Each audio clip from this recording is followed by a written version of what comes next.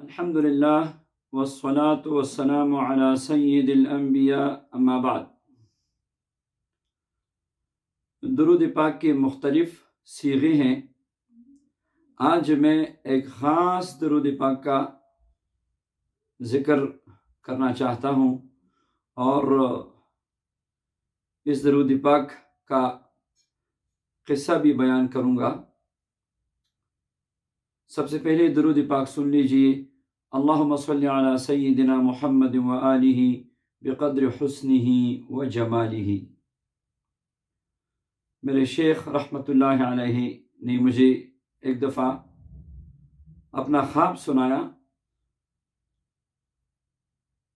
فرمایا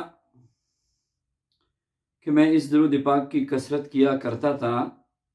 مجھے ایک دفعہ نبی کریم صلی اللہ علیہ وسلم کی خواب میں زیارت ہوئی اور کسی مجلس میں دیکھ رہا ہوں خواب میں کہ نبی صلی اللہ علیہ وسلم تشریف لا رہے ہیں اور میرے ہاتھ میں پھولوں کے پتے ہیں کسی پلیٹ میں وہ پتے نبی کریم صلی اللہ علیہ وسلم پہ نچھاور کر رہا ہوں اور ساتھ ساتھ میں بلند آواز سے یہ درود بھی آپ صلی اللہ علیہ وسلم کو سنا رہا ہوں۔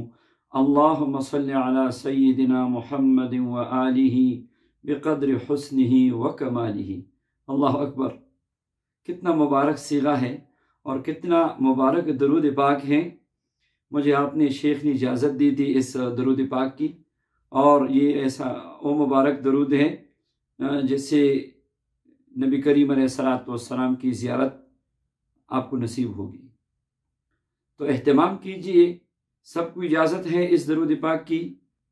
اس درود پاک کی برکت سے سارے متعلقین اور سارے مریدین اور سب دیکھنے والے اور سننے والوں سب کو نبی کریم صلی اللہ علیہ وسلم کی زیارت اللہ رب العزت نصیب فرمائے۔